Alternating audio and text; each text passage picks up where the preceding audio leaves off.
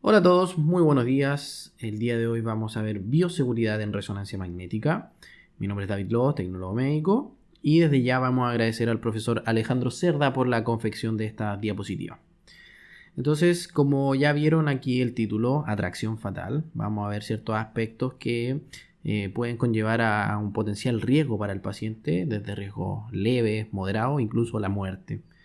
Entonces, lo primero que nos vamos a plantear es que si existen estos riesgos reales en resonancia magnética o es netamente ficción o solamente son casos que vemos por televisión. ¿Ya? Entonces vemos acá cómo es que esto ocurre, cómo es que llegamos a que una camilla esté atrapada en el resonador magnético o cómo es que aquí un colega se ve atrapado debido a un efecto que se llama efecto misil que vamos a ver más adelante. ¿Ya?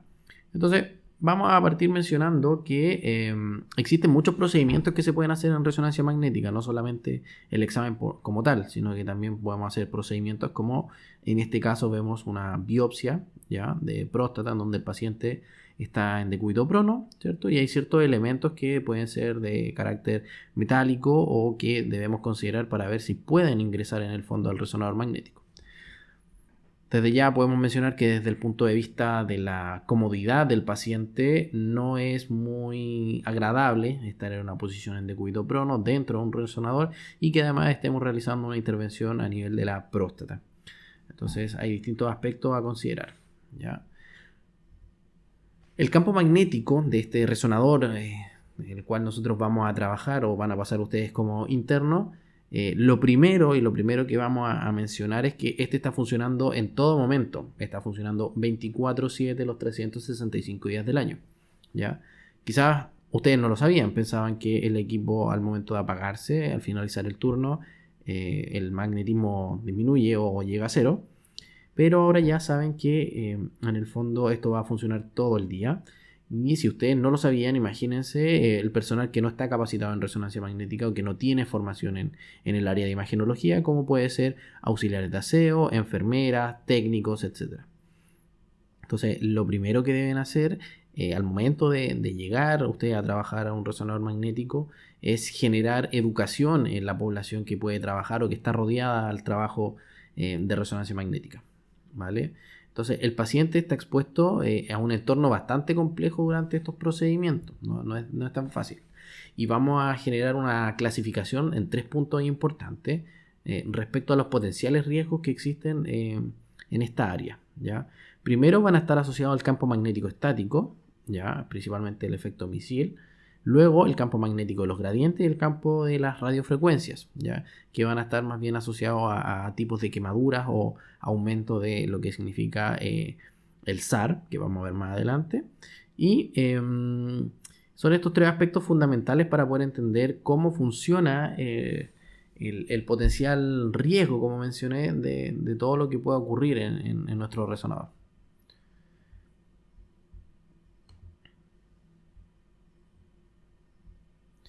Primero, hay que tener claro que un Tesla equivale a 10.000 Gauss. ¿Ya? Antes, Gauss era la unidad de magnetismo. Sin embargo, la comunidad científica, un poco para devolverle eh, o retribuirle todos sus aportes que hizo el gran Nikola Tesla desde el punto de vista desde el magnetismo, la inducción electromagnética, trabajos en la ionósfera, modelos matemáticos, etcétera. La comunidad científica tomó la determinación de asignarle la unidad de Tesla a las 10.000 Gauss, ¿vale? Entonces, en ese sentido, nosotros podríamos decir que Tesla es más atractivo que Gauss, ¿ya? Para que lo recuerden. El campo magnético terrestre es del orden de los 0,5 Gauss, ¿ya? El que nosotros estamos acostumbrados y el que percibimos siempre al momento de estar anclados a nuestro planeta Tierra. Entonces, como les mencioné aquí, Tesla es más atractivo que Gauss. Y los equipos de resonancia magnética disponibles van a oscilar entre los 1.5 Tesla y los 3 Tesla. Es evidente que ya Siemens sacó el Magnetom Terra de 7 Tesla y General también ha hecho su aporte también en resonadores magnéticos de uso clínico. A pesar de que esto ya se utiliza más que nada para investigación, debido a su elevado coste y lo difícil que es trabajar y después tratar de ir corrigiendo ciertos artefactos, sobre todo de susceptibilidad magnética y de inhomogeneidades de campo. ¿Existen resonadores de menor teslaje? Por supuesto que sí, 0,4 Tesla, sobre todo resonadores abiertos. El Magneton C, que es un resonador abierto, es de menor teslaje. El Siemens Impact, que es de un Tesla. Y así vamos a tener distintas marcas y modelos de resonadores de menor campo. Pero lo que vamos a estar relacionados habitualmente en nuestros lugares de desempeño es 1.5 Tesla y 3 Tesla. Ya son los más habituales. Los bioefectos de los campos magnéticos estáticos se pueden presentar en mareos, cefaleas, náuseas, una sensación de un sabor metálico y alguno que otro cambio fisiológico asociado más bien al cansancio o algunos espasmos de movimientos musculares. ¿Ya? En ese sentido, los bioefectos de los campos magnéticos estáticos son súper leves, ¿ya? Cuesta de repente determinarlo. Por ejemplo, si yo le hago una resonancia magnética a un paciente de cerebro con medio de contraste y termino el examen y cuando se para está un poco mareado o náuseas, cuesta de repente determinar que eso haya sido por el campo magnético y no por el mismo medio de contraste o porque se paró muy rápido o por la condición patológica del paciente, ¿ya? Así que tienden a soslayarse de repente estos efectos. Tiempos cortos de exposición no son capaces de generar algún bioefecto serio, es decir, una resonancia magnética, una secuencia que dure muy poco tiempo, la verdad es que no considera algún tipo de riesgo para el paciente, ¿ya? Pero dependiendo de la permeabilidad magnética relativa de algunos materiales se puede observar el efecto misil. ¿Qué quiere decir esto? Voy entrando con un tanque de oxígeno que no es compatible y me acerco a la zona 4 que vamos a ver más adelante, que es donde está inserto el resonador, y este elemento metálico, tanque de oxígeno, o un carro de paro o cualquier otra cosa, va a ser atraído hacia el resonador magnético y va a generar el efecto tal de generar daño al equipo, al hardware, al personal o romper otro tipo de materiales, ¿ya? Entonces hay ciertas contraindicaciones y desde aquí surge la premisa de que no todo puede ingresar al campo magnético. Ya no todo puede ingresar al área de resonancia magnética. Desde ya podemos mencionar el tema de los marcapasos. La gran mayoría de los marcapasos no son compatibles. Si bien existe un número menor de marcapasos que pueden ingresar al resonador magnético, la regla general o lo que más se va a dar en su desempeño como profesionales o como estudiantes es que los marcapasos no puedan ingresar, ¿vale? Para determinar qué tipo de elementos pueden ingresar o cuáles no pueden ingresar, tenemos que entender lo que son las propiedades magnéticas de la materia. Las propiedades magnéticas de la materia, hay ciertas permeabilidades relativas, ¿ya? En donde la capacidad de una sustancia, un medio o un elemento atraer estas líneas del campo magnético, ¿ya? Entonces, todos los elementos interactúan con el campo magnético, sin embargo, hay algunos que lo van a hacer en mayor o menor medida, y de ahí va a surgir nuestra clasificación. Entonces, esta permeabilidad magnética nos permite clasificar y comparar distintos materiales que van a ser compatibles o otros que no son compatibles y algunos que van a ser relativos en función de su tamaño, de su función, en función también de cuánto pueden calentarse estos materiales, ciertas condiciones propias físicas de cada elemento y condiciones también dependiendo del fabricante, en este caso, por ejemplo, implantes cocleares, tutores de rodilla, prótesis, etc. ¿Ya? Entonces, muy importante y no siempre se menciona o no siempre se tiende a ignorar que todo material siempre va a interactuar con las líneas del campo magnético, todo material, ¿ya? Algunos los van a hacer en menor medida, como les dije, y otros en mayor medida, pero todos interactúan, ¿vale?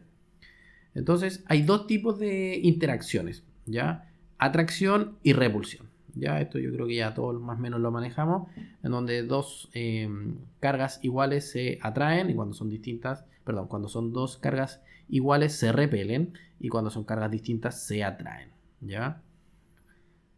Otro aspecto a mencionar es la densidad del flujo magnético, ¿ya? El campo magnético principal o beta 0, B0, es intenso y homogéneo en la abertura del imán, es decir, donde está el gantry, el eje Z de la camilla, es donde es más homogéneo y es donde convergen todas las líneas del campo magnético, por ende ahí es donde el campo magnético es mucho más fuerte, en una escala incluso logarítmica, ¿ya? Entonces es importante determinar que a medida que yo me alejo del campo magnético, el magnetismo va a ir descendiendo, ¿ya? Algo ya habíamos mencionado del efecto misil, que es lo que vemos acá. El campo magnético principal lo que hace es aplicar estas fuerzas de atracción sobre un elemento ferromagnético principalmente, y ocurre este efecto misil ya mencionado, y constituye un peligro, un potencial riesgo para todas las personas que pueden estar trabajando ahí. No solo para el paciente, sino que para el tecnólogo, para la técnico con la que tú estás trabajando, para los elementos que estén asociados al paciente. Por ejemplo, un ventilador mecánico, una máquina de anestesia, bombas de infusión, también destruir el mismo resonador, lo cual es grave. Y incluso puedes llegar a hacer un quench, que es lo que vamos a ver más adelante, que corresponde al fenómeno de liberación de helio para poder bajar el magnetismo. Entonces el efecto misil es una de las principales características o fenómenos con los cuales nosotros vamos a estar en constante lucha para evitarlo, para que nunca ocurra, ¿ya? Vemos acá distintas imágenes donde, por ejemplo, acá una silla. Bueno, esto se hace cuando ya un resonador se va a dar de baja y aprovechan de hacer estos experimentos. Tienen una silla amarrada y vemos cómo en el fondo está levitando por producto de la atracción del campo magnético principal. Los objetos pueden ser impulsados a la velocidad de proyectiles, es decir, pueden ir tomando distintas velocidades, incluso al punto de generar una herida penetrante. Va a depender, por supuesto, del tamaño del objeto, es decir, entre más grande, por supuesto que el impacto y el daño va a ser mucho mayor. La forma del objeto no es lo mismo que un tanque de oxígeno, que unas tijeras o un elemento cortopunzante. Y la permeabilidad magnética, por ejemplo, si es de aluminio, probablemente la atracción sea escasa o nula. Sin embargo, si es un elemento como el hierro o algún elemento ferromagnético, por supuesto que esta atracción va a ser mucho mejor. Otra de las cosas que tienen los elementos ferromagnéticos que también van a generar un grado de distorsión en la imagen. Aquí vemos en un corte axial en la región frontal de un escáner, ¿cierto?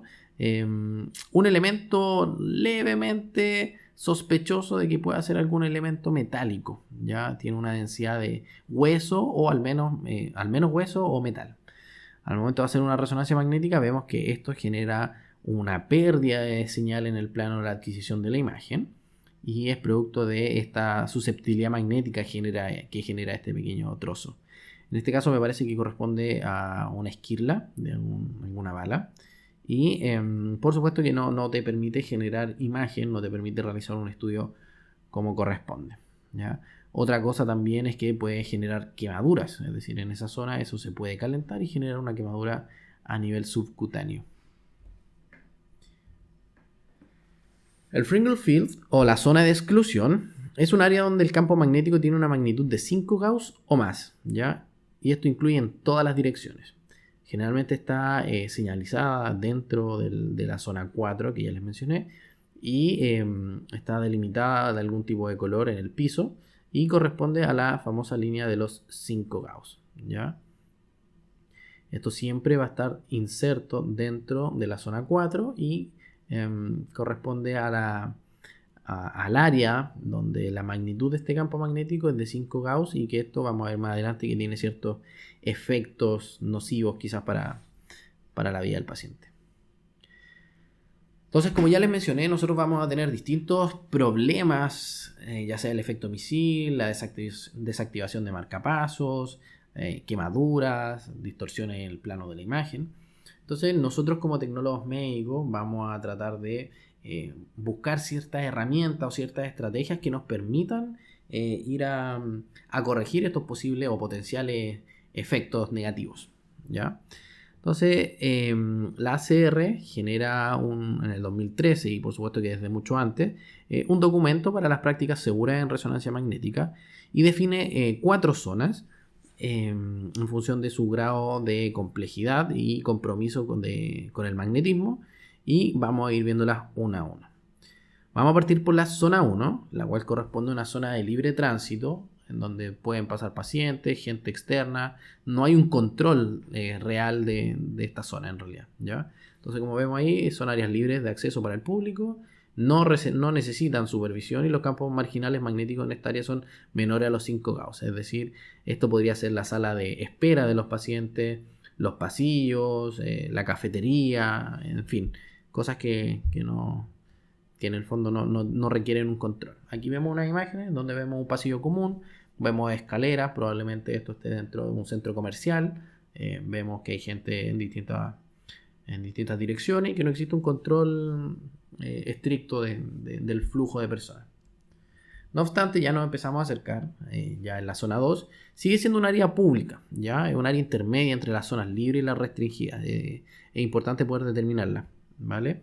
Entonces se relaciona con el área de recepción de pacientes, es decir, es un lugar intermedio en donde quizás no hay cualquier persona, pero vamos a ir reduciendo un poquito este grupo de gente. Y van a ser, por ejemplo, si en la zona 1 es cualquier tipo de personas, en la zona 2 van a haber personas que van a estar en la sala de espera, la recepcionista, auxiliares de aseo, guardias, etc. En el fondo, gente que va a estar más bien asociada al centro médico o al hospital. Vemos aquí la sala de espera, ¿cierto? Si bien no existe una supervisión directa, ¿ya? Al menos, no sé, si una persona se desmaya o genera algún tipo de inconveniente, algún recepcionista, algún guardia, alguien va a poder tomar control de aquello, ¿ya? En teoría aquí estos pacientes solamente deberían estar esperando para hacerse la resonancia magnética. Vemos pasillos que son internos ya del hospital, otro pasillo interno, y ya la zona 3, que es un área cercana al imán, en donde vamos a trabajar nosotros como tecnólogos médicos. Nosotros vamos a estar trabajando en la zona 3 y vamos a dar el pase para que la gente o el personal que nosotros consideremos relevante pueda acceder a la zona 4. Entonces la zona 3 es una región, digamos, restringida, en donde ya se debe tener mucha cautela respecto a la presencia de elementos ferromagnéticos. El acceso debe ser controlado por el personal de resonancia magnética. En ese sentido, el tecnólogo médico es el único responsable de la zona 3 de poder reducir o llevar a cero los posibles efectos negativos, ¿ya? Por lo general, el acceso a este tipo de zona es con una huella o un reconocimiento facial o con algún tipo de clave. Lo importante es que no puede ingresar cualquier tipo de persona. Entonces la zona 3 es donde nosotros vamos a trabajar, donde está la consola de trabajo, de hecho es donde estoy yo en estos momentos. Y como les decía, el acceso debe ser controlado. Vemos acá entonces que ya es una puerta, hay señalética que dice no entrar. Vemos un acceso que es mediante tarjeta de identificación, ¿cierto? Tenemos los insumos de resonancia magnética, tenemos los monitores, la camilla que es especial de resonancia magnética. Y ya básicamente todo lo que esté aquí es compatible con el resonador magnético o en su gran medida. Y si vemos acá en esta imagen ya vemos una puerta un poquito más grande con harta señalética que corresponde a la zona 4. Vemos aquí también la misma puerta y vemos aquí el personal ya en un área bastante reducida. Todo esto es la zona 3. También se consideran los vestidores, ¿ya? Y una vez que vemos acá el acceso a la puerta del resonador magnético, ya esto es derechamente la zona 4. La zona 4 en el fondo es el sinónimo de donde está confinado el magneto, es decir, la sala de examen. Sala de examen y zona 4 finalmente vienen siendo lo mismo. Entonces la zona 4 es donde suceden las cosas, donde ocurre la magia de la resonancia magnética. De hecho, por eso el nombre de nuestro podcast que tenemos con el profesor Yuri Berríos y con el profesor Alejandro Cerda, Zona 4, que aprovecho de que lo escuchen, le aprovecho de mencionar. Entonces esta zona 4 es donde ocurren todas las cosas, es donde finalmente se hace el examen, donde actúan las gradientes, es donde nosotros posicionamos al paciente, etc. Y su control depende absolutamente del personal de resonancia magnética, en este caso el tecnólogo médico. Hay algo que deben considerar siempre, que en bioseguridad la responsabilidad es siempre, bajo cualquier punto de vista, del tecnólogo médico. Siempre. Si un paciente comete un error, si el técnico comete un error, si hay un error de verificación de pacientes, si hay un error de el modelo del fabricante de una prótesis, todo es responsabilidad del tecnólogo médico. Entonces aquí vemos la zona 4, es bastante similar en todos los equipos, en todas las áreas, en todos los hospitales, y es donde está confinado el resonador magnético. En este caso tenemos un Siemens con una camilla móvil y como les decía, es la zona más compleja de trabajar. Entonces vemos acá un mapa en donde vemos las distintas zonas. En verde vemos la zona 1, que corresponde a la zona de libre tránsito, vemos dos zonas 2, ¿ya? No siempre tienen que ser exactamente con la misma distribución. Puede haber una zona sola 2 o varias zonas 1, etc. Las que sí siempre se mantienen son la 3 y la 4, que esas sí o sí deben haber una, ¿ya? Entonces vemos aquí un mapa y esto se considera al momento de construir un hospital o una clínica. El control de acceso al resonador debe ser exclusivo para personales capacitados. Debe haber un monitor de seguridad, capacitar al personal que está asociado a esa unidad y usar un mecanismo de control de acceso. Generalmente un acceso con huella o con tarjeta o reconocimiento facial basta. También se le puede agregar un detector de metales, que al momento de pasar es como, oiga, usted tiene algo metálico, necesito que se lo retire y lo puede dejar acá, etc. Importante también que el personal de aseo, esto lo vamos a mencionar más adelante también, esté capacitado y sepa qué puede ingresar al resonador y qué no puede ingresar al resonador, y ojalá que esté siempre bajo supervisión. En ese sentido, los elementos de aseo como escoba, pala, enceradoras, etcétera, todo tiene que ser compatible con el resonador magnético, ¿ya? Las enceradoras por lo general no son compatibles, no así las palas y la escoba, que son elementos que en su esencia están constituidos de elementos plásticos o de madera, si se quiere. Entonces tenemos acá un diagrama funcional de la resonancia magnética, en donde el paciente está esperando, ¿cierto? Después tenemos que ahí están los baños, ¿cierto? Está la recepción. Vamos a ver que el paciente ingresa a la zona 2. Y cuando ya lo tenemos en la zona 3 es cuando está en nuestro control y vamos a hacer la encuesta de bioseguridad, que vamos a ver más adelante con el profesor Alejandro. Vamos a corroborar ciertos datos, vamos a pedirle el carnet de identidad, el DNI en el fondo, vamos a pedir que se cambie de ropa, le vamos a las indicaciones, vamos a proceder a realizar una punción por una vía venosa periférica y finalmente, una vez que se cumplen todas estas pausas de bioseguridad, vamos a ingresar al resonador magnético. Una vez ya dicho todo esto, vamos a mencionar los campos magnéticos transitorios. Atendiendo a la longitud de onda, la radiación electromagnética recibe distintos nombres, ya sea longitudes, no sé, asociadas a los 400 nanómetros, que está más bien vinculada a la ultravioleta, y a los 750 nanómetros, que está más bien vinculada al infrarrojo, ¿ya? Estamos considerando los elementos muy energéticos como son los rayos gamma, y hasta las ondas de radio, que son longitudes de onda del orden de los varios incluso kilómetros. Las resonancias magnéticas operan entre los 64 MHz para 1.5 Tesla, la verdad es que 63 y fracción, pero aproximadamente son 64 MHz, y los 128 en 3 Tesla. ¿Ya? Eso es el orden de frecuencias con el que nosotros nos vamos a ir vinculando, entre los 64 y los 128 MHz. ¿Ya? En donde aquí ocurre el efecto térmico, que les voy a comentar. Cuando hay una sobreexposición a la radiación de radiofrecuencia, el efecto térmico hace que sus tejidos comiencen a sobrecalentarse. Entonces, lo que nosotros estamos haciendo con el resonador magnético es ir depositando cierta radiofrecuencia, que en el fondo es energía, en una unidad de tejido, ¿ya? Si yo deposito mucha radiofrecuencia, lo que voy a hacer es generar un índice calórico, voy a aumentar el índice calórico del paciente y puedo aumentar la temperatura corporal del paciente. Esto cobra mayor relevancia, por supuesto, en pacientes neonatos o prematuros que no controlan su temperatura de manera correcta y pueden incluso generar estados febriles. La radiofrecuencia producen una inducción de un campo magnético, como ya sabemos en lo que respecta a la formación de imagen. El campo eléctrico se distribuye en distintos bucles alrededor del paciente. Entonces estas corrientes van a ir circulando a través del paciente. ¿Qué ocurre? Esta energía que se va desplazando y que se está depositando en una unidad de tejido va a ir sobrecalentando ciertos tejidos. Es tanto así que el 70% de las complicaciones que existen en los resonadores magnéticos están asociadas a quemaduras térmicas. O sea, el efecto misil no es tanto, sin embargo las quemaduras son las que cobran mayor relevancia y son las más frecuentes, como les decía, en un 70%. Vemos acá distintas imágenes de quemaduras. Esto es producto de la antena, que tiene un cable, la antena de recepción de imagen, bueno, son transceptoras, pero las antenas tienen un cable que en este caso quedaron en contacto con el paciente, generaron estos bucles de corriente y generaron un grado de quemadura no menor. Mencionando un poquito los temas fisiológicos de la resonancia magnética, vamos a mencionar que existe esta estimulación de los nervios periféricos, producto de la acción de los gradientes, y un calentamiento, como ya les mencioné.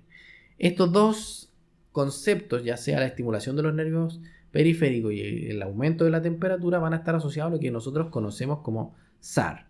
El SAR es el Specific Absorption Rate, o la tasa de absorción específica de radiofrecuencia. Y es un índice de una energía depositada en un medio, por ende se expresa en watt dividido en kilogramos. La energía absorbida aumenta la temperatura del paciente y por una consecuencia lógica podemos incluso generar, como les mencioné, en pacientes neonatos, estatus febriles. La carga térmica que existe en resonancia magnética está más bien relacionado o está más separado, si se quiere, de la lesión térmica focal. ¿Qué quiere decir? Una cosa es que mi temperatura corporal aumente en 1 grado y otra cosa es que en una región en particular esto aumente en 1 grado. Cuando son lesiones focales térmicas, estas tienden a ser más graves, ¿ya? Cuando esta energía es depositada a través de todo el paciente, generalmente no conllevan a un efecto fisiológico negativo o fisiopatológico. En ese sentido, si la intensidad del campo eléctrico excede un determinado umbral o excede determinada cantidad de radiofrecuencia, el paciente va a experimentar lo que nosotros definimos como el hormigueo, de repente pequeños movimientos involuntarios como son los espasmos en los músculos. Principalmente en estudios abdominales y de columna, en donde los pacientes tienden a mover las extremidades inferiores producto de esta estimulación o superar este umbral de estimulación. Por supuesto que va a depender de muchas condiciones del paciente, estatura, peso, edad, examen, entre otras cosas. Diversas condiciones también de salud pueden reducir la capacidad de un individuo de manejar un desafío térmico. Por ejemplo, un paciente que tenga un mayor componente lipídico no va a termorregular versus una persona que sea más delgada de contextura, ¿ya? Entonces, si también tengo un paciente que ya está febril de 39 y yo aplico mal estos pulsos de radiofrecuencia, puedo incluso dejarlo en 40, 41, lo cual es bastante grave, ¿ya? Sobre todo en niños. La obesidad, la vejez, la diabetes son factores a considerar para el tema de la disipación calórica. Todos estos pacientes, como hipertensos, los diabéticos, enfermedades cardiovasculares en general, van a tener menor capacidad de disipación calórica y por ende vamos a tener una mayor probabilidad de generar estos efectos negativos. Existen también ciertos medicamentos como los diuréticos, los betabloqueantes, los bloqueadores de calcio, anfetamina, los sedantes. También pueden ir variando las respuestas termorreguladoras. Por ejemplo, un paciente que esté bajo anestesia jamás se va a quejar de que se está quemando, ¿ya? Entonces estos pacientes son silenciosos y uno no se da cuenta hasta que termina el examen. Entonces son todos estos factores a considerar para ver que no generemos quemaduras, ya sea a nivel focal en alguna extremidad, producto de un bucle o de una secuencia mal aplicada. Un poquito de historia, no muy atrás, ¿ya?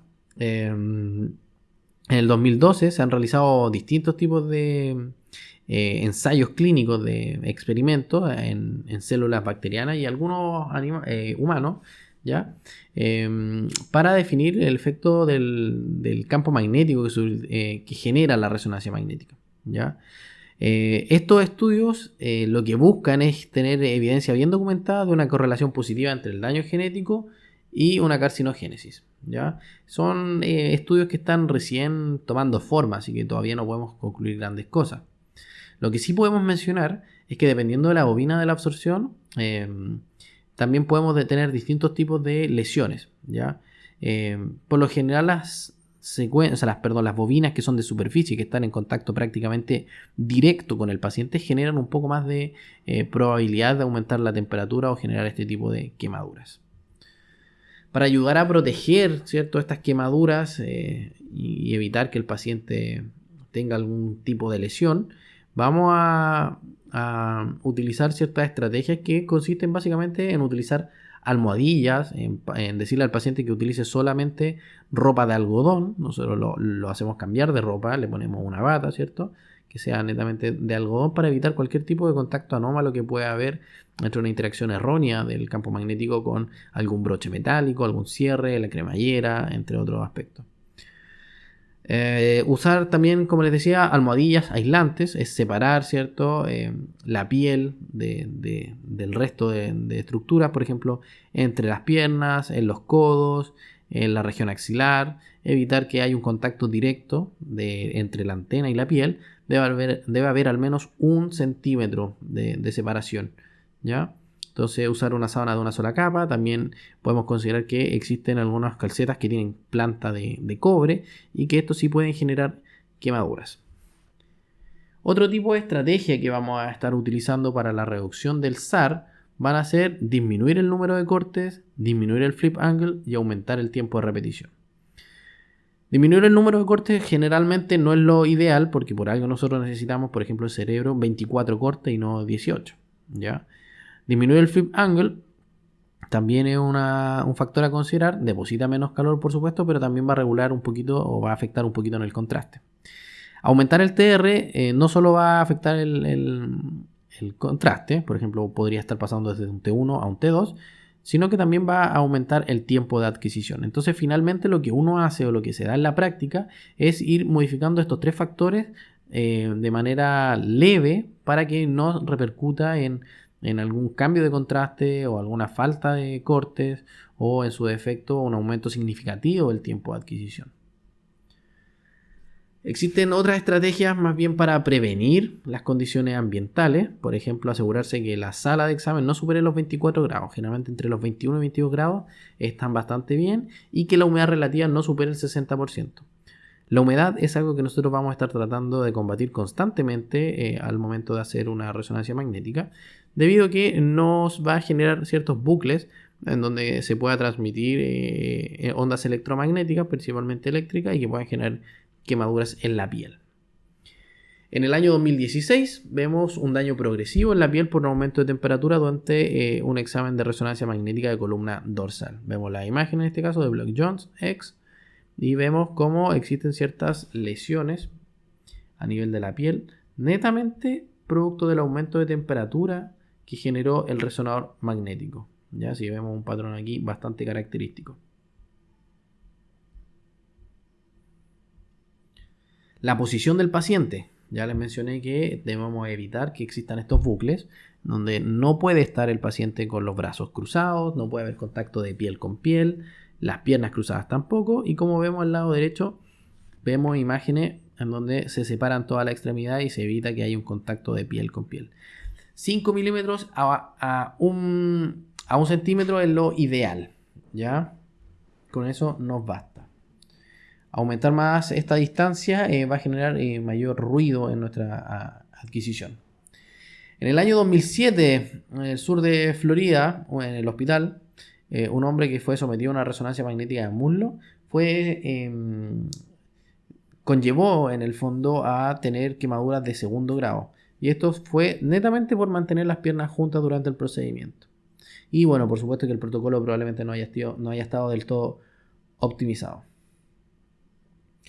Otro aspecto importante a considerar es el ruido acústico, ¿ya? Este ruido, o el aumento de contaminación acústica para la realización de este examen, está generado principalmente por las bobinas y por las gradientes, y que está asociado a las fuerzas de Lorentz. Las estimulaciones mecánicas que resultan se perciben en forma de ruido, que son zumbidos o golpes bastante característicos. Existen ciertas formas de ir reduciéndolo, como usar el modo susurro, las gradientes, tratar de aumentar un poquito el TR, pero en el fondo la resonancia suena y no hay mucho que hacer en ese sentido, ¿ya? La intensidad de los ruidos van a depender, por supuesto, de la magnitud del campo magnético. A mayor campo magnético, los ruidos van a ser mucho mayores. El tipo de secuencia, no es lo mismo una secuencia cis que una secuencia de difusión, epidifusión o epiperfusión o un T2 turboespineco. Entonces va a depender del tipo de secuencia, el TR, el TE, el tamaño del FOB, espesor de corte, entre otras muchas características que pueden ser propias del equipo y también del medio ambiente, ¿ya? Existen algunas empresas que lo que hacen es como buscar una solución a eso, que es un aislante del ruido, como lo que son el pianísimo y pianísimo Zen. Son técnicas que están más bien asociadas al hardware y no al software, y que Canon en particular está tratando de trabajar bastante con eso. Philips también, Toshiba, bueno, en realidad todas las marcas. Los problemas que vamos a tener asociados al ruido, bueno, principalmente es que va a generar una molestia, va a generar una incomodidad en el paciente. Esto va a generar un aumento en la ansiedad, va a generar que el paciente esté más incómodo, se ponga más nervioso, por ende se pueda mover un poco más. Va a dificultar en el fondo la comunicación verbal. Yo no puedo hablar con el paciente mientras estoy adquiriendo una secuencia. Tengo que esperar necesariamente que termine la secuencia, es decir, que deje de sonar, para yo poder comunicarme con el paciente. Lo más que va a poder pasar es que mientras esté sonando la secuencia, yo pueda hablarle y él me pueda escuchar, pero no viceversa, es decir, que él me puede estar hablando y yo no voy a escuchar absolutamente nada. Otro aspecto importante es la pérdida temporal de la audición que puede ocurrir debido a estos aumentos de decibeles. Sin embargo, no es algo frecuente, ¿ya? Y lo otro es que existe un potencial deterioro permanente de la audición. Por eso es que los pacientes pediátricos o neonatales requieren de protección auditiva.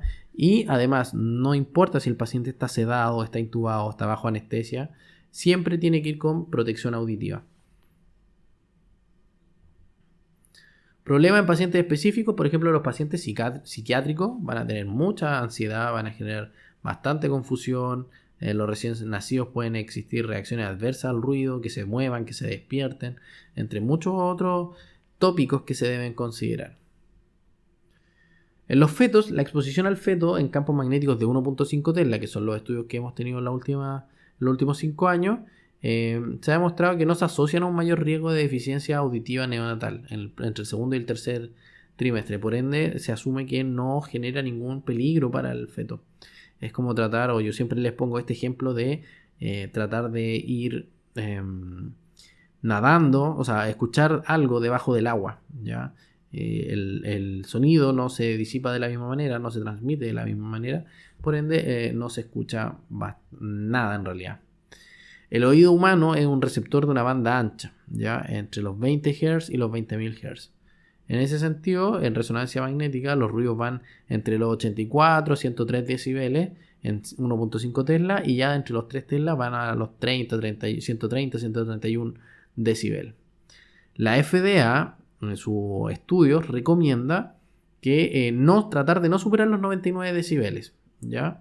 De hecho, no tratar de superar los 120. Entonces te dice, ok, tú vas a tener más de 99 decibeles, tienes que darle protección auditiva al paciente.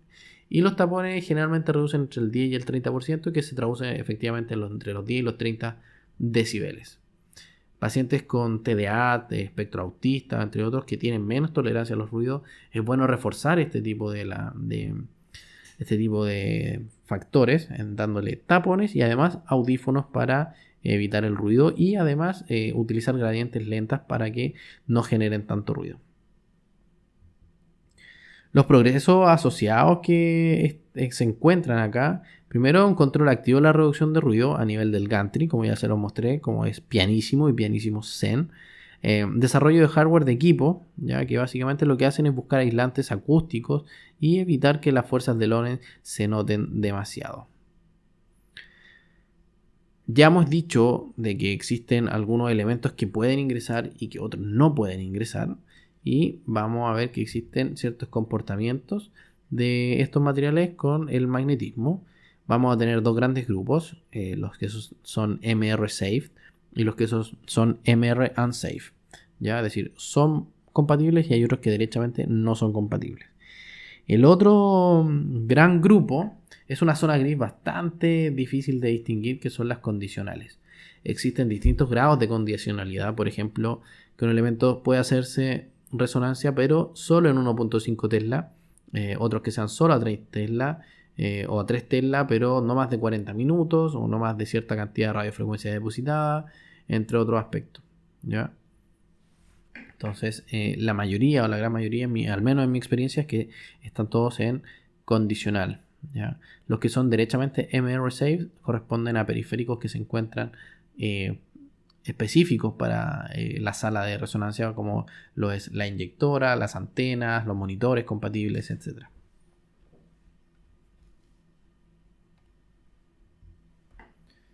Los criterios de seguridad van a mencionar que existen contraindicaciones o factores de exclusión absolutos y relativos. Por ejemplo, los absolutos, nada que tenga que ver con fuego. Extintores, elementos cortopunzantes como tijeras, pistolas, destornilladores, etc. Relativos, por ejemplo, un reloj. ¿Por qué? Porque claro, el reloj probablemente no haga un efecto misil, pero sí o sí se te va a echar a perder. Tarjetas de crédito, quizás no generen ningún tipo de daño si son atraídas al resonador magnético, sin embargo, pueden desactivarse o pueden dejar de funcionar.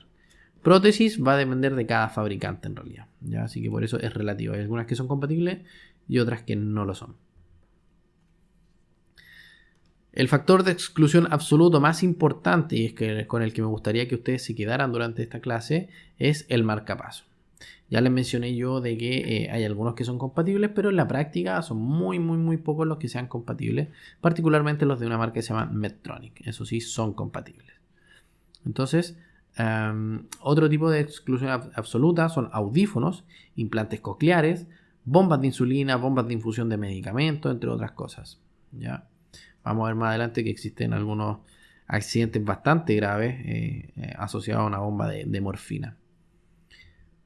La estrategia es aplicar una correcta encuesta en donde se corroboren los datos. Esto lo vamos a ver más adelante con el profesor Alejandro Cerda en un módulo en particular, pero desde ya les puedo mencionar que la encuesta lo que busca es corroborar los datos y garantizar de que exista un correcto uso de este recurso, es decir, que pueda ingresar el paciente correcto en el momento correcto y que esto no suponga ningún peligro para nadie, ¿ya? Entonces vamos a ver esta pausa de bioseguridad, que lo que hace es permitir identificar o corroborar, como les mencioné, la identidad, el diagnóstico, la lateralidad del paciente, reducir los riesgos que estén asociados al efecto misil, o que corroborar que no exista una contraindicación absoluta, y también en caso de que ocurra algún accidente, ¿por qué no tratar de atenuar? Quizás no es del todo legal o no tiene la misma validad legal que un contrato, sí va a influir mucho en un grado de atenuación si es que el paciente te firma un documento en donde dice que no tiene marcapaso y resulta que sí lo tenía. Consulta obligada, siempre. MRI Safety es una página en donde uno busca un listado, en este caso producto de Frank Sherlock, que es un PhD en resonancia magnética. Lo que él hace es generar un listado de todas las elementos, de todas las prótesis, de todas las cosas que puedan generar algún daño y clasificarlas en función de lo que el fabricante les diga. Otra página también, MRSTS, es la empresa en el fondo que posee más experiencia en el tema de la certificación. Es decir, yo tengo un implante, se lo entrego a esta empresa para que me certifique bajo qué condiciones puede funcionar y bajo qué condiciones va a estar operativo, ¿ya? Entonces posee acceso a sistemas que van desde los 0,2 Tesla a los 7 Tesla, y sus pruebas incluyen cómo interactúa con la materia, si aumenta o disminuye de temperatura, existen corrientes inducidas, si genera artefactos en una imagen. Recuerden que no es lo mismo que una prótesis de rodilla sea compatible o una prótesis de cadera sea compatible a realizarse una resonancia específicamente de cadera, ya que van a dar unos artefactos bastante considerables. MRI Safety, como ya lo mencioné, es una página donde nosotros vamos buscando el listado y vamos a obtener referencia de qué equipos o qué elementos pueden ingresar y cuáles no. Conductas requeridas, yo ya se lo había mencionado, tratar de que use una ropa adecuada, ojalá batas de algodón o papel que no traduzcan o no conduzcan la electricidad.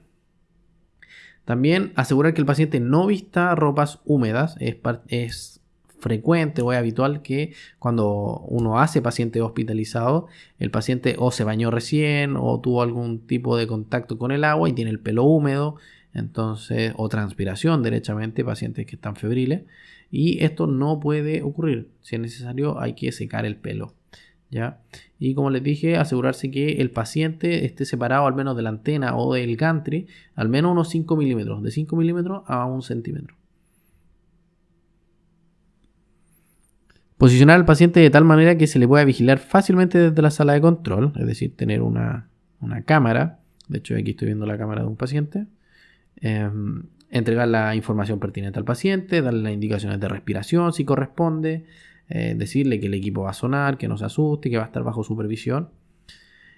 Y no obstante, a pesar de que todos tratamos de seguir estas normas, un porcentaje no menor de incidentes han ocurrido, como por ejemplo en Rhode Island en el 2012, o había un procedimiento para una niña, un paciente pediátrico en el fondo de 70 kilos, de una resonancia de columna con anestesia. Sin embargo, al estar anestesiado no se percataron en el fondo del paciente, por supuesto que no refirió un dolor, y se generó una quemadura producto de microfibras invisibles.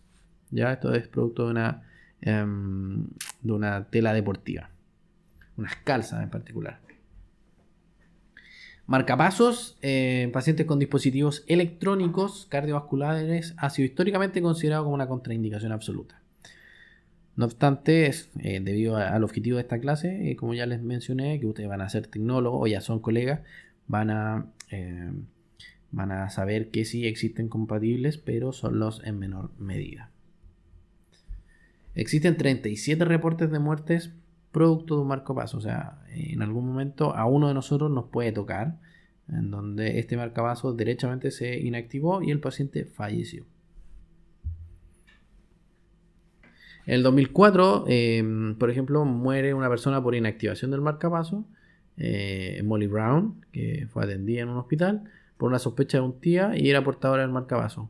Omitió este dato en la encuesta, no lo comentó o derechamente lo olvidó, aunque cueste creer que realmente la gente olvida que tiene marcapasos. Y el personal no revisó la ficha del paciente y por supuesto que esta persona murió y con todo el evento adverso que esto conlleva, ya sumarios sanitarios, multas, despidos, etc.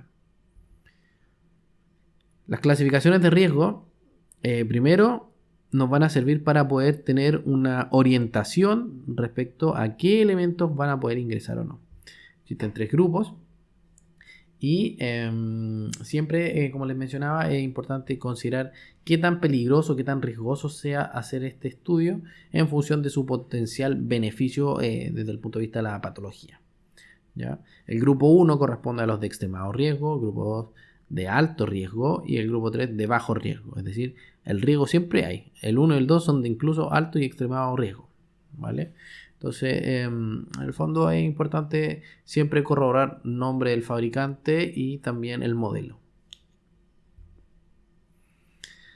No obstante, se está tratando de reconsiderar un poquito el tema del tema de los marcapasos, ya que hay algunos, como les mencioné, de la marca Medtronic, que son compatibles. Tenemos el Advantio del Boston Science, el medtronic.com, ¿cierto? Declaro no tener ningún compromiso o conflicto de interés con estas marcas a todo esto. Y los determina como condicional. Si se fijan, acá está el condicional 5, que básicamente dice como contáctese con el operador directamente, y por lo general son recomendaciones más bien genéricas desde el punto de vista que son tratar de no superar una hora de estudio a 1.5 Tesla. El condicional 5, ya que es el que más vamos a ver. Esto quiere decir que el objeto es aceptable, es decir, puede ingresar y no va a generar un efecto misil, pero se deben seguir las directrices que tenga el fabricante. ¿Ya? Si el fabricante no las tiene, es mejor cortar por lo sano y no realizar el procedimiento. ¿Ya? En los últimos 7 años, la FDA ha aprobado distintos dispositivos nuevos y obviamente más costosos que están diseñados para ser seguros en resonancia magnética, y estos están etiquetados como MRA Conditional. Aquí tenemos el ST Jude, que es el más típico. Después tenemos el Medtronic, y ya el Boston, el Biotronic y el grupo Sorin, que tienen un poquito menos de prevalencia en el mercado. Otra cosa importante a mencionar es el flujo de trabajo.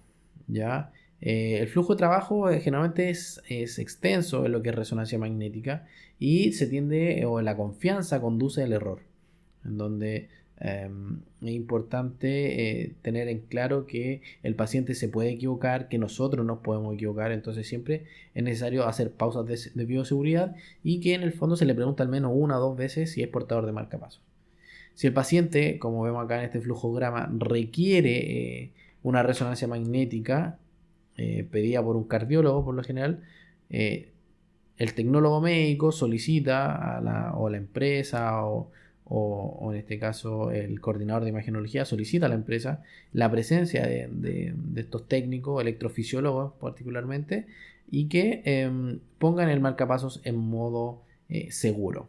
Una vez que esto ocurre, el paciente está en constante monitorización y se toma la resonancia magnética y posteriormente se vuelve a poner en un modo normal, ¿ya? Para una supervisión de 24 horas después, ¿ya? No es tan fácil, es un poquito complejo. También vamos a ver que en el 2011 Nazarian determinó o hizo un trabajo en donde 438 pacientes con dispositivos, 55 exploraciones, 3 pacientes se reinició el dispositivo y uno no pudo concluir el examen. O sea, a pesar de que el fabricante diga que sean compatibles, al menos en 3 de 438 se reinició el marcapasos. O sea, eso es grave. Y uno no pudo concluir el examen, si bien en este estudio no se detalla el por qué, lo más probable es que haya fallecido. Bombas de insulina, ¿ya? Las bombas de insulina o tipos de bombas de infusión de algún tipo de medicamentos no son compatibles, básicamente producto de que el magnetismo no solo las va a traer, sino que también va a generar una distorsión en los chips con los cuales trabajan. Entonces estas bombas de insulina son unsafe, como vemos acá en rojo, son unsafe y no hay ninguna manera de realizar un paciente con esta condición. Esta interacción, por ejemplo, de algunos elementos metálicos, válvulas de derivación que no sean compatibles, por supuesto que pueden generar malestar, dolor, lesiones graves, más que nada que se puedan calentar. Entonces hay que tener bastante cuidado con eso. El grado de interacción dependerá, por supuesto, que el tipo de neuroestimulador que tengamos, la fuerza, el campo magnético, la longitud de onda, el tamaño, el SAR, en qué región vamos a estar estudiando, entre otros aspectos. También podemos mencionar los expansores mamarios. Ya existen ciertas prótesis de mamas que algunas, o en un 50% al menos, no son compatibles y las otras sí son compatibles. Entonces siempre debemos verificar el fabricante y el modelo de estas piezas, ¿vale? Válvulas derivativas, por lo general son todas condicional 5, o es decir, seguras, pero bajo ciertas condiciones, como cuáles que sean entre 1.5 Tesla y 3 Tesla y que no dure más de 1 a 2 horas el estudio. Vemos acá también las bombas de insulina que ya les mencioné. Por ejemplo, elementos metálicos. Siempre preguntar si ha recibido alguna vez un balazo, tiene alguna prótesis metálica, tiene algún tipo de implante, entre otras ecuaciones que se puedan ir dando. Por ejemplo, que el paciente tenga alguna fractura, le hayan puesto elementos de osteosíntesis, pacientes que hayan recibido algún golpe y que le hayan quedado esquirlas, ya sea porque trabajan en construcción o porque hayan ido a la guerra en algún momento o cualquier otro tipo de cosas. Fijadores externos, los famosos tutores. La mayoría de estos elementos no generan inconvenientes, ¿ya? Pero como les digo, la premisa es siempre verificarlo, ¿ya? No basta con que la mayoría sean, porque te puede dar el caso de que justo te toque el paciente que tenga ese implante o ese fijador externo que no es compatible, ¿ya? Aquí vemos ciertos tutores, en este caso no son compatibles, por eso solamente se le tomó una radiografía.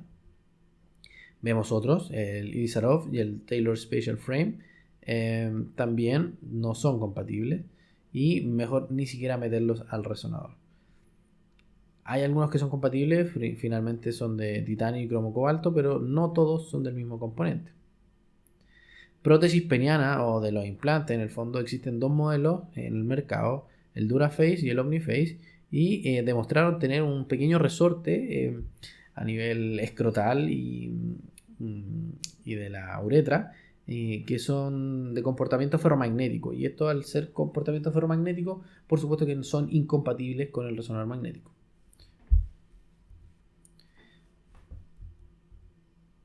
Clip aneurismáticos, ¿ya? Bueno, es importante mencionar de que todos los elementos metálicos de osteosíntesis o de cirugías o clip o marcapasos tratan de ir apuntando un poco a que sean compatibles con el resonador magnético. Es decir, que tú le puedas hacer un clip o clipear a un paciente y luego poder controlarlo mediante resonancia magnética. Entonces, el clima neurismático es súper delicado, al igual que el marcapaso. Diría que en segunda medida uno de los más complicados. Y se debe siempre estar claros y seguros mediante un documento firmado incluso del fabricante, el tipo, el modelo, el número, el material, la fecha de cuando fue utilizado, entre otras cosas. Son seguros los que corresponden a aleaciones de titanio o titanio puro, ¿ya? Así que en ese sentido algunos clips o algunos elementos de osteosíntesis no generan mayor problema. Existen algunos elementos de acero inoxidable que están como el 17-7pH o el 405, que es de acero inoxidable, en el fondo la marca o el sello que tiene estos elementos de acero inoxidable, son construidos y existe una contraindicación, ¿ya? Porque estas fuerzas magnéticas pueden reemplazar estos implantes y desplazar en el fondo estos implantes y generar algún tipo de lesión grave o la muerte incluso. Entonces vamos a ver que en el año 1993, en el estado de Estados Unidos, se describe por primera vez en una mujer de 74 años un clip roto producto de la acción de una resonancia magnética. Y aquí, ¿dónde está el error? El error consistió básicamente en que se identificó de manera incorrecta. Se pensó que el clip en este caso era un Yassar Gill y resultó ser otro clip que se llama Codman y Shurtleff. Entonces se equivocaron netamente en eso y por supuesto que tuvo las consecuencias gravísimas de este examen. En el año 2016 también se han presentado distintos casos. La FDA también ha reportado distintos casos de stent que se hayan implantado y que posteriormente se hayan controlado con resonancia magnética y que generan algún tipo de interacción con la materia, generando un efecto misil desplazándose de su posición original.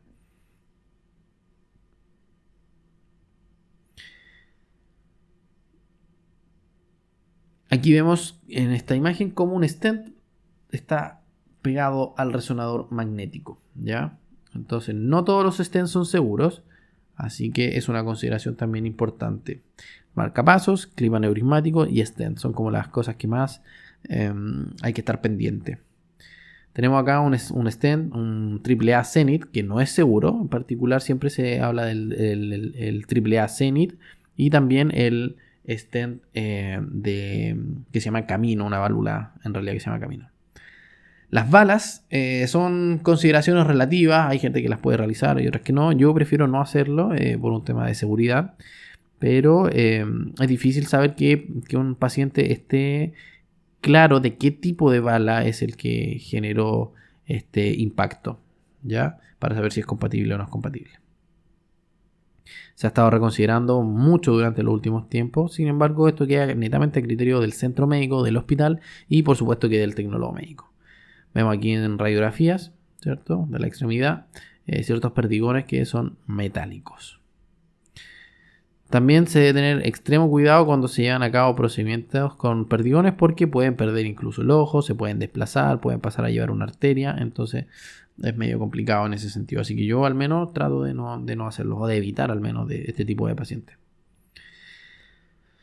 En relación al embarazo, la FDA establece que no se ha demostrado que haya algún tipo de riesgo, ¿ya?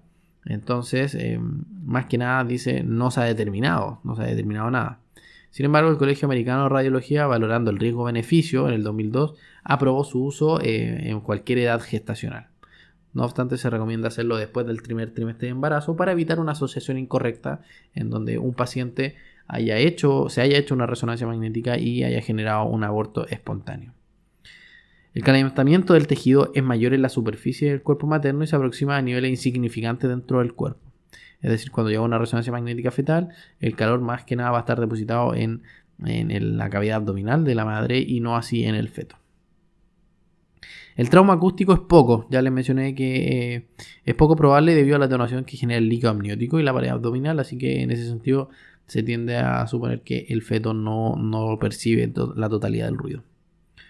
Una preocupación adicional es en el primer trimestre, como ya les dije, que existen estos abortos espontáneos, entonces se evita que que existe una asociación incorrecta entre una resonancia magnética y un aborto espontáneo. Existe un periodo limitado para practicar una cirugía intrauterina que son entre la semana 26 y la 27, ¿ya? Para poder operar ciertos mielomeningoceles, disrafia en general. Entonces, por ejemplo, es habitual, yo generalmente hago resonancia magnética fetal entre las 22 a las 26 semanas. Pacientes hospitalizados. Es importante mencionar que el paciente hospitalizado va a estar asociado a distintos elementos como bombas de infusión, vías venosas, bajadas de suero, saturómetros, electrodos, entre otras cosas. Estos se llaman pacientes invadidos. Entonces siempre hay que tener una consideración adicional a los pacientes embarazados, a las pacientes embarazadas. Entonces tenemos aquí distintas sondas, catéter, vía venosa, catéter venoso central, sonda Foley, distintos tipos de elementos que invaden al paciente, que en su mayoría son todos compatibles. Sin embargo, el catéter Swan-Ganz es un catéter de termodilución que se aplica directamente al corazón, el cual se ha reportado incluso un derretimiento del catéter durante la resonancia magnética, por lo cual se genera esta especificación de no seguro. El catéter Camino es particularmente para medir ciertas presiones intracraneales que se aplica en neurocirugía. No es compatible con resonancia magnética. Derechamente, ni siquiera es que sea condicional, es que no es compatible. ¿Ya? Bombas de infusión, ya lo mencionamos, no son compatibles, no pueden ingresar al resonador, hay algunas que sí, y otra cosa es que pueden ingresar y que no generen radiofrecuencia. Así que una consideración relativa. La claustrofobia, por supuesto, que es un aspecto a considerar para los pacientes, ya que no todos pueden tolerar. Generan crisis de ansiedad, de pánico, claustrofobia, psicosis. Entonces, en ese sentido, la única alternativa que nosotros tenemos es aplicar este estudio bajo anestesia. Por supuesto que existen otras herramientas quizás no del todo efectivas. En lo particular no me generan tanto resultado, que es taparle los ojos al paciente. Lo que sí podemos generar una mayor diferencia es que el paciente, en vez de ingresar con la cabeza primero hacia el gantry, pueda entrar con los pies primero y poder quedar con la cabeza mirando el techo o algún elemento distractor como es un paisaje. Los procedimientos de anestesia se dan principalmente en niños, en pacientes claustrofóbicos, pacientes que no toleren la posición en decúbito supino, por ejemplo patologías lumbares como espondilodicitis, tumores o fracturas patológicas en donde exista un grado intenso de dolor. Movimiento involuntario, algunos pacientes de Parkinson que son candidatos a resonancia magnética bajo anestesia. Niños, por supuesto, el corte es como entre los 6 y los 7 años hacia abajo, se hacen con anestesia. Y básicamente, bueno, hay algunos que cooperan. Yo he hecho resonancia a niños de 5, 4 años sin anestesia, con privación de sueño y tratar de usar un protocolo bastante corto. Vemos acá una resonancia magnética en donde son siameses, en donde se requerían 2 médicos anestesiólogos y por ende 2 máquinas de anestesia. Las máquinas de anestesia además tienen que ser compatibles.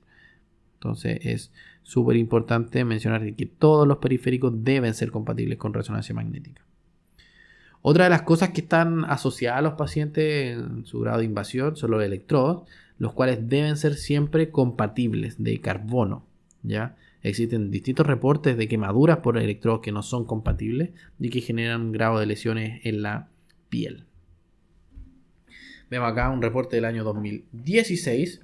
De hecho, este monitor es el mismo que usamos nosotros, no así los electrodos, y generaron este tipo de quemaduras de segundo y primer grado.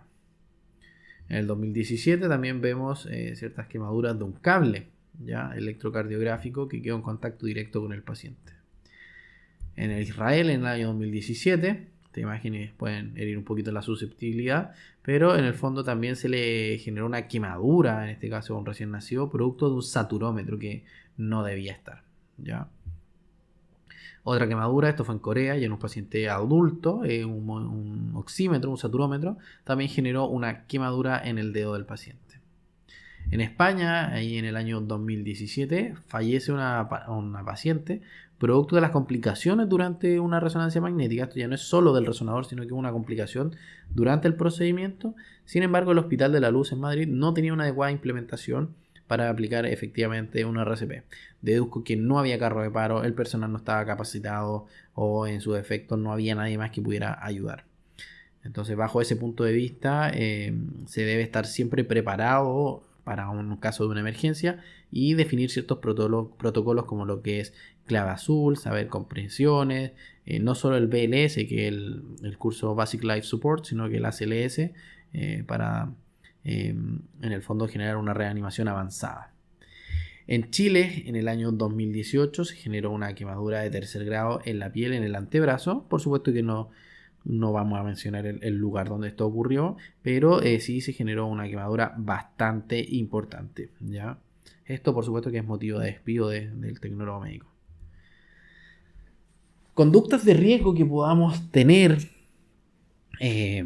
al momento de desempeñarnos, desenvolvernos en el área de resonancia magnética, principalmente entre la zona 3 y la zona 4, es donde vamos a tener que considerar ciertos personales o funcionarios que no tienen relación directa, por ejemplo, camilleros, enfermeros, aseo, mantención, en donde se les debe estar, si no generando la educación necesaria, estar supervisando de que no ingresen con nada metálico, que las camillas no sean metálicas, que no ingresen con tijeras, que no ingresen con un taladro, que no ingresen con una enceradora que no sea compatible, entre otros aspectos.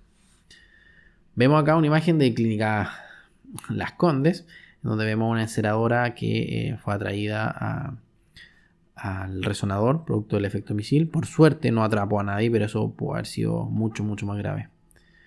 En Nueva York, en el año 2002, un paciente ingresó con un arma, el arma se disparó incluso, y esto por suerte no mató a nadie, pero sí generó obviamente una complicación y un susto para todos, ¿ya? Es habitual en servicios públicos que los gendarmes vengan con pacientes, ¿cierto?, agredidos dentro de la cárcel, y que no pueden en el fondo de sacarle la esposa al paciente, los grilletes, o también ellos tienen que estar con su arma de servicio. Entonces hay ciertas zonas a las cuales derechamente, si no pueden, por sus protocolos internos de no dejar al imputado, en este caso a la población penal, sin estos grilletes, mejor no realizar el examen. Ya no hay nada que perder. Otra foto acá en el año 2017, a una persona se le quedó el teléfono pegado ahí al resonador, que es lo que vemos acá. Por supuesto que se echó a perder y no funcionó más, ya. Así que mucho ojo con eso. Esto es en el capítulo 15 de la serie EAR, que quizás muchos han visto, en donde existe daño a pacientes y operadores. Esto tiende a pensar de que es de ciencia ficción, pero esto puede ocurrir. Claro, esto es el capítulo, pero esto puede llegar a ocurrir y ha ocurrido en algunos aspectos. En el año 2001, si no me equivoco, en Estados Unidos, existió un niño, Michael, que se cayó de una bicicleta y fue derivado al centro médico, en donde se realizó un escáner y se generó un hallazgo incidental que era un tumor benigno en el cerebro. Se operó este tumor y luego en un control postoperatorio con anestesia, un miembro, en este caso fue una enfermera, entró con un tubo de oxígeno a la sala porque no existía la educación necesaria o porque no se siguieron los protocolos necesarios. Ingresó con este tubo de oxígeno y el tubo de oxígeno lamentablemente cayó, le pegó en el fondo en el cráneo de este chico Michael, y por supuesto que provocó su muerte. Ya fracturó el cráneo y generó la muerte. Entonces nosotros como tecnólogos, futuros tecnólogos que van a ser, somos los principales responsables de que esto nunca les ocurra, ¿ya? Nunca está de más preguntar 1, 2, 3 veces si tiene marcapasos, ser súper quisquilloso, ser súper metódico en las pausas de bioseguridad para que este tipo de cosas no ocurra y no le ocurra jamás. El hospital pagó $2,9 millones, poco y nada tiene de sentido si perdiste la vida de tu hijo, pero son condiciones que son bastante graves, incluso uno de los más, a mi modo de ver, uno de los más graves que se han generado. En el año 2013, recuerdo cuando esto salió, en el hospital de Veracruz, en Sao Paulo, 3 pacientes, una mujer de 25, un hombre de 36 y otro de 39, sufren un paro cardiorrespiratorio tras la administración de un medio de contraste. Es decir, tuvimos una reacción adversa al medio de contraste. Esto ya no es propio del magnetismo, pero sí se da dentro de la zona de resonancia magnética. ¿Ya? Imagínense, tres pacientes. Entonces esto habla de la seguridad del medio de contraste y que nosotros debemos estar preparados para realizar reanimaciones, para determinar o saber los protocolos de hidratación, de premedicación, qué hacer en caso de emergencia, sacar la camilla, activar una clave azul, que el médico venga, que pueda administrar adrenalina, por ejemplo, norepinefrina, drogas de rescate en el fondo que permitan la sobrevida del paciente. En el año 2014, en Nueva Zelanda, también un hombre de 70 años entró a la zona 4, pero con un cuchillo en el bolsillo. Este salió volando el cuchillo por el efecto misil y golpeó en la cara del tecnólogo médico, causando un trauma ocular grave y una fractura incluso orbitaria. En India ya estamos más cercanos a nuestras fechas. En el 2014, también recuerdo cuando esto ocurrió, creo que fue bastante conocido, salió en el diario. El tecnólogo médico y el auxiliar sufrieron graves heridas tras meter un tubo de oxígeno al interior de la sala de resonancia magnética. Este tecnólogo tuvo fracturas e incluso una ruptura vesical. Y aquí está, en el diario de Mumbai. El auxiliar se fracturó un brazo y el TM tuvo una hemorragia interna, ruptura vesical al estar 4 horas atrapado. Es decir, esta persona estuvo 4 horas en esa posición. ¿Ya? Aquí yo honestamente no sé por qué no se realizó el quench, ya que en el fondo es la bajada del campo magnético. Ya eso lo reduce en cosa de segundos. Los costos producto de este evento adverso, son $45,000 por subir el campo magnético. El daño potencial al hardware, que es reparar, ¿cierto?, toda la carcasa, el gantry, las gradientes, el mismo tubo de oxígeno, las antenas, el personal, el paciente, licencias, capacitación de nuevo personal y días y semanas sin atender por lo mismo.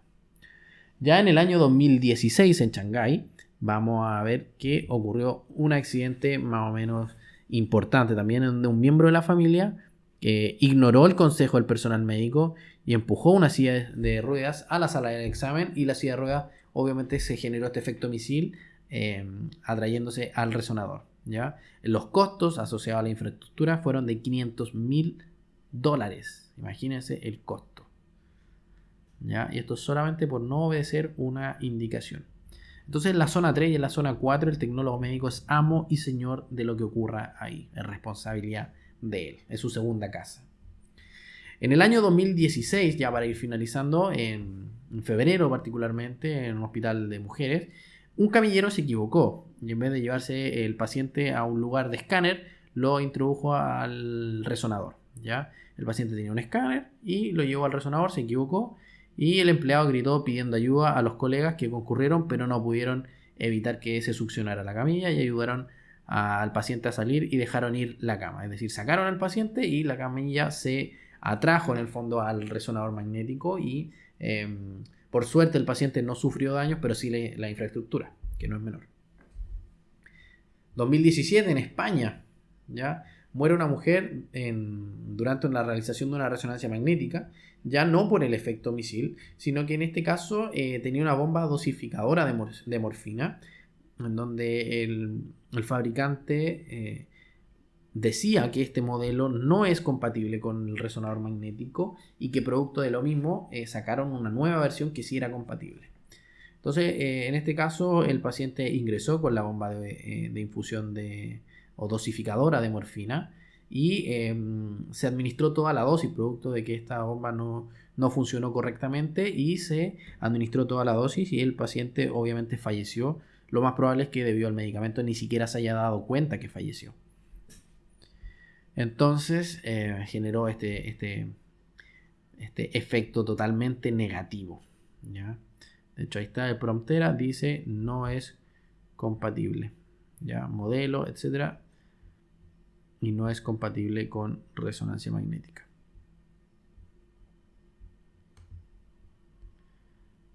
Aquí lo vemos más grande, vemos el último accidente. Esto fue en el año 2018. Bueno, prácticamente han ocurrido accidentes todos los años, pero lo importante es que no le ocurra a ustedes. En el 2018, en Mumbai, Rajesh, el tecnólogo, que es el casito que ya vimos, Esto, bueno, así se relata la historia. La verdad es que existe un poco de controversia respecto a qué ocurrió realmente, pero una persona ajena al hospital que acompañaba a un familiar le preguntó, oye, ¿puedo ingresar con el tanque de oxígeno porque mi familiar o esta persona necesita oxígeno, es oxígeno dependiente? Y le dijeron, sí, por supuesto, pase nomás. Y se acercó al resonador y aquí vemos la gráfica de finalmente cómo ocurrió este accidente, ¿ya? El balón fue succionado por el magneto arrastrando a la persona y el balón liberó al aire que contenía, generando además un neumotórax y un colapso pulmonar. Se arrestó al médico y al otro miembro del personal subalterno, en el fondo al tecnólogo médico, y bajo la sección 304 del Código Penal indio por causar la muerte de la negligencia. O sea, es decir, trabajar en resonancia magnética te puede conllevar a que tú te vayas preso por varios años, o incluso cadena, no sé si cadena perpetua, pero sí varios años, producto de una mala praxis o un control ineficiente de este tipo de consideraciones de bioseguridad. Vemos aquí la imagen. El TM bajó el campo magnético, pese a que se hizo una reanimación cardiopulmonar rápida, no se logró tener un resultado positivo y el equipo estuvo 9 meses cerrados por la orden de un juez. En Suecia, en el año 2019, también tenemos otro accidente. Un tecnólogo médico trabajando solo en resonancia magnética entra a la sala del magnético a sacar al paciente con un chaleco de pesas. Fue atraída por el magneto y una de las fijaciones lo oprime en el cuello y el paciente advirtió de este problema. El tecnólogo se salió del equipo y pidió ayuda. Un guardia entra con elementos metálicos sufriendo daños menores, pero lo derivaron al UTI. Uno de repente se pregunta, ¿cómo es que ocurren estas cosas? Bueno, suele pasar, puede pasar. Y bueno, cuando tenemos un evento adverso como una emergencia, lo primero que debemos hacer es, por supuesto, que detener el examen, ya detener la medición que estemos realizando, sacar al paciente de la zona 4, trasladarlo a la zona 3 y ahí reiniciar las reanimaciones cardiopulmonares. Dar código de alarma, clave azul por lo generalmente, y llamar a urgencias. Por supuesto que derivar a la urgencia. Vemos acá distintas fotos de accidentes. No almacenar ni utilizar tanques de oxígeno que no sean compatibles con el resonador. No introducir desfibriladores ni otras herramientas de reanimación. Por ende, la reanimación siempre, y esto es una pregunta de prueba incluso, la reanimación siempre tiene que ser en la zona 3 del hospital o de la clínica. Bajar el campo, que es el fenómeno de quench, en donde se libera todo el helio, que es el refrigerante, para poder reducir el campo magnético. La subida nuevamente de este campo magnético supera los $40.000. Aquí tenemos un poquito de gráficos de los índices de severidad de los daños. Vemos que en su gran mayoría son de daño 0 o de daño 1, de nivel 1. En el fondo son pequeños daños leves. Sin embargo, existe un porcentaje de 0,2 que es la muerte. Y lo que nosotros tenemos que apuntar es que ese 0,2% no nos afecte a nosotros. Que no seamos nosotros los que... Ojalá que ninguno, pero ojalá que ese 0,2 no nos toque a nosotros. Existe una falta de cultura de seguridad. Ya he sabido que en muchos centros médicos u hospitales solamente hay un resonador magnético, por ende la gente o la población intrahospitalaria no está acostumbrada a manejar ciertos conceptos de bioseguridad y por ende responsabilidad del tecnólogo médico que todos puedan conocer este tipo de información. Ya sea con panfletos, ya sea con charlas educativas, con videos como este incluso, y en el fondo así poder nosotros trabajar de manera segura y poder aportar desde nuestra arista de imagenología, ya sea en escáner principalmente, pero también en resonancia, a lo que respecta a esta pandemia de COVID-19 que a todos nos ha afectado. Esperando que hayan entendido todo, que no hayan quedado dudas, me despido. Mi nombre es David Lobos, tecnólogo médico. Y cualquier cosa me pueden contactar por correo, por Instagram, por YouTube. Que esté muy bien. Nos vemos. Chau, chau.